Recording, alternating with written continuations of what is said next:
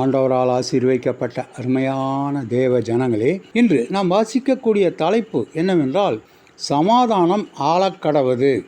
எல்லா புத்திக்கும் மேலான தேவ சமாதானம் உங்கள் இருதயங்களையும் உங்கள் சிந்தைகளையும் கிறிஸ்து இயேசுவுக்குள்ளாக காத்துக்கொள்ளும். பிலிப்பியர் 4வது அதிகாரம் 7வது வசனம். 2ஆம் உலகப் போர் முடிந்தவுடன் ஜப்பான் நாட்டிற்கும் இங்கிலாந்து தலைமையின் கீழ் இயங்கின நாட்டினருக்கும் இடையே ஒரு சமாதான உடன்படிக்கை 1951ஆம் ஆண்டு செப்டம்பர் மாதம் 8ஆம் தேதி அமெரிக்காவில் உள்ள சான் பிரான்சிஸ்கோ என்ற நகரத்தில் கையெழுத்தானது.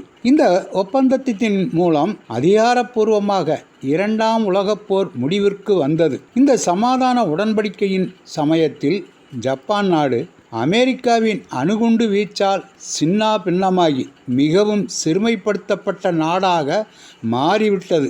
மறுபடியும் அணுகுண்டுகள் வீசினால் நாடே ஒன்றுமில்லாமல் அழிந்துவிடும்.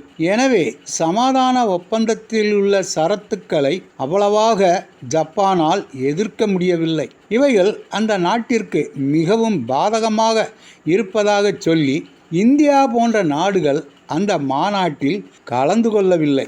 யுத்தத்தில் ஜப்பான் இராணுவத்தால் பாதிக்கப்பட்ட நேச படையினரின் நாடுகளைச் சேர்ந்த போர் கைதிகள், பொதுமக்கள் அனைவருக்கும் ஜப்பான் அரசு நஷ்ட ஈடு கொடுக்க வேண்டும்.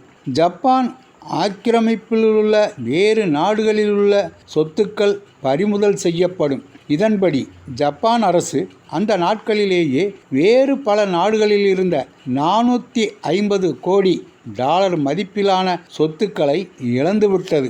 உடன்படிக்கை கையெழுத்தானவுடன் செஞ்சிலுவை சங்கத்திற்கு 45 லட்சம் டாலர் செலுத்தியது. பாதிக்கப்பட்ட நாடுகளுக்கு 5000 கோடி ரூபாய்க்கு மேல் நஷ்ட ஈடு வழங்கியது. போரிட்டு பாதிப்புகளை ஏற்படுத்தினதினால் ஜப்பான் அரசு கொடுத்த விலை மிக மிக பெரியது.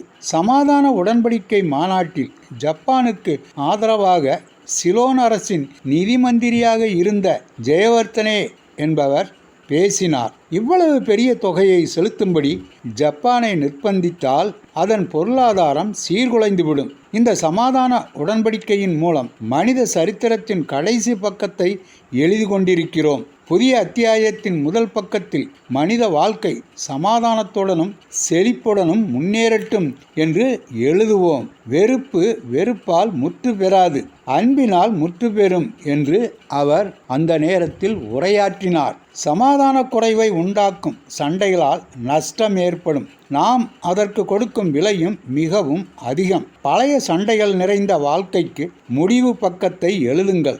சமாதானமான முதல் பக்கத்தை இன்றே ஆரம்பியுங்கள். சமாதான பிரபு இயேசு உங்கள் உள்ளத்திலும் வாழ்க்கையிலும் இன்று பிறந்து ஆளுகை செய்வாராக.